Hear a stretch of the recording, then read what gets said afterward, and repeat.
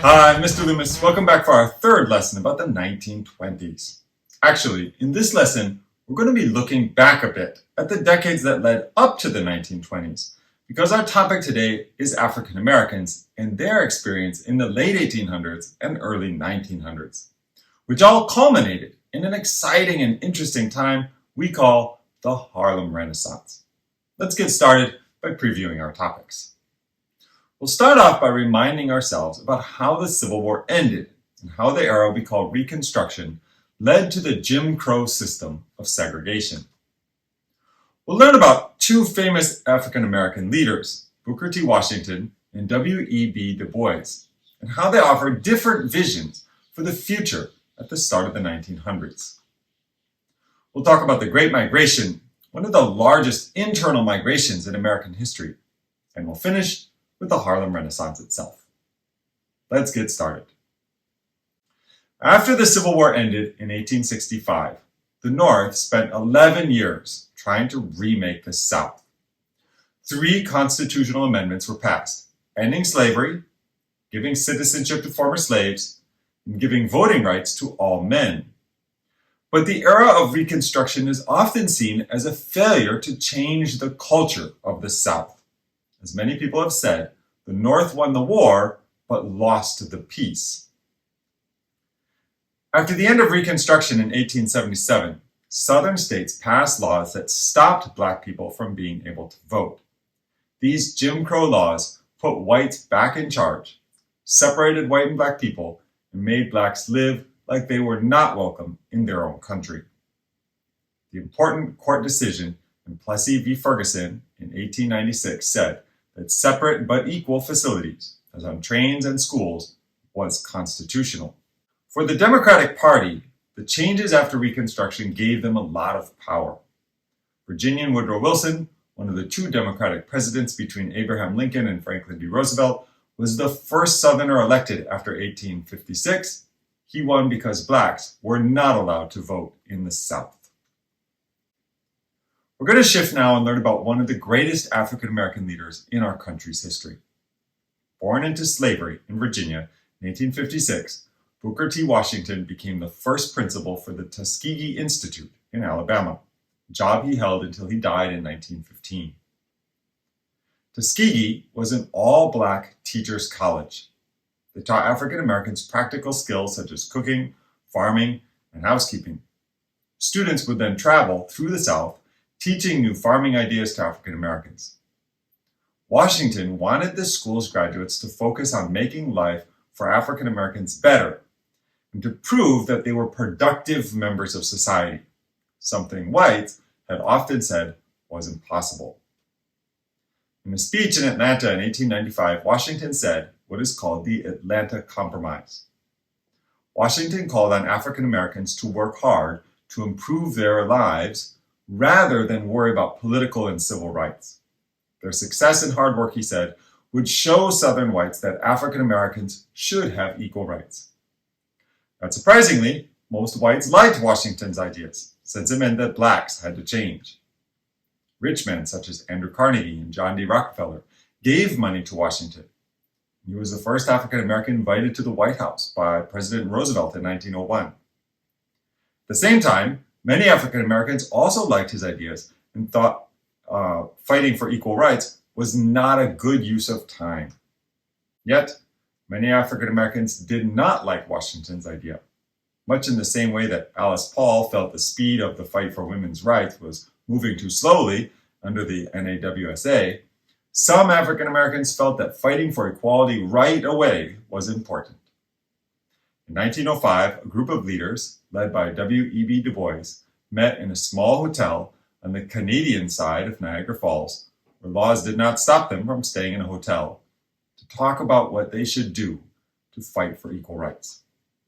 Du Bois, a professor and the first African American with a doctorate from Harvard, became the person who led the Niagara movement. By 1905, he did not like Booker T. Washington's ideas. Du Bois and others wanted equality right away. They thought that there were educated African Americans who could lead the fight. Du Bois called these leaders the talented tenth.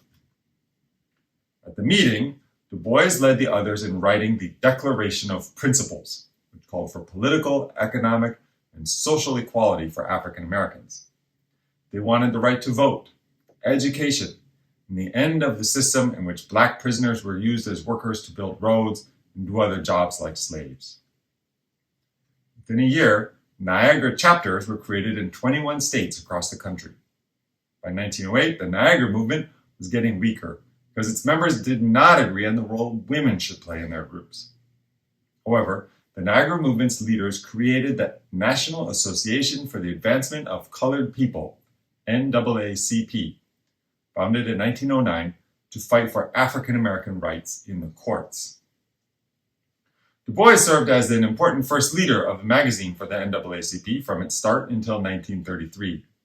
As the editor of the magazine, The Crisis, Du Bois had a way to share his ideas on many problems for African Americans in the later Progressive Era, as well as during World War I and the 1920s.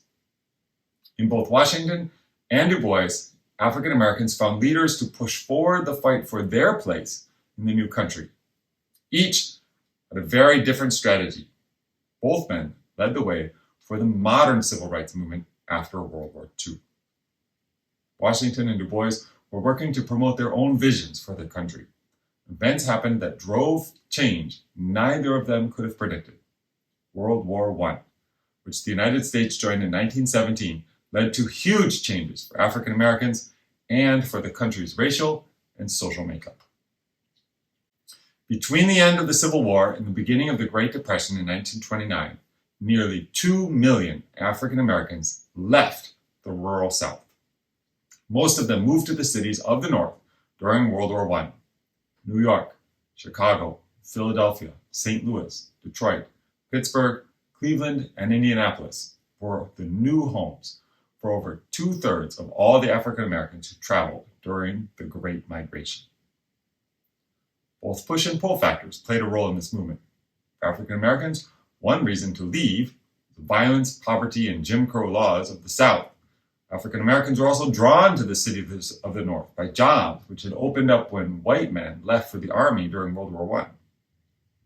Many African Americans were too poor to pay to move, but factory owners who needed workers helped the migration.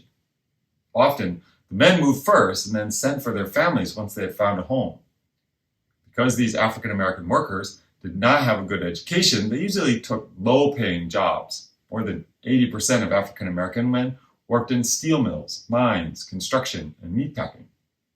In the railroad industry, they were usually porters or servants. In other places, they worked as cleaners, waiters, or cooks. African American women, who faced discrimination both because of their race and their gender, found a few jobs making clothing or cleaning. For both men and women, African Americans earned more money in the North than they did for the same jobs in the South, and usually had an easier time finding jobs. However, life in the North cost more than life in the South. Rent, food, and other essentials all cost more. So African Americans usually lived in crowded, dirty places like the tenements which the European immigrants had lived in the cities. For newly arrived African Americans, even those who went to the cities for opportunities, life in the cities was very hard. They quickly learned that racial discrimination was in the North as well as the South. European immigrants, also seeking a better life in the cities of the United States, did not like the African Americans, who they thought would compete for the same jobs or offer to work for lower wages. Landlords often discriminated against them. There were not enough places to live for so many people coming all at the same time. People in white neighborhoods later agreed not to sell to African Americans. Some banks did not give home loans to African Americans who wanted to buy houses in white neighborhoods. This was called redlining because neighborhoods were marked with a red line on maps. This sort of discrimination meant that African Americans had to live in the worst areas of most major cities, a problem that is still true today. Although life in the North was not perfect or even easy, it was the fact that so many people were moving to the North that led to one of the greatest intellectual and artistic moments in our country's history. Beginning in the early 1900s, the neighborhood of Harlem the island of Manhattan in New York City, became home to a growing African American middle class. In 1910, a large block along 135th Street and Fifth Avenue was purchased by African American realtors and a church group. Many more African Americans arrived during World War I. Among them were a great number of artists, writers, musicians, and thinkers who would live and work together in Harlem. Their ideas and creative talents led to a burst of cultural creation and pride called the Harlem Renaissance. The Harlem Renaissance was a show of pride by African Americans in their culture. They wrote, created art and music, and challenged racism. The Harlem Renaissance used the ideas of W.E.B. Du Bois and rejected the Atlantic Compromise of Booker T. Washington. African Americans who liked this new way of thinking were called the New Negro. The art of the Harlem Renaissance was not all the same. Rather, there were many different styles, including traditional music as well as blues and jazz, traditional and new types of literature such as modernism and a new form of jazz poetry. Not all African Americans agreed on the type of art, writing, or music that was best.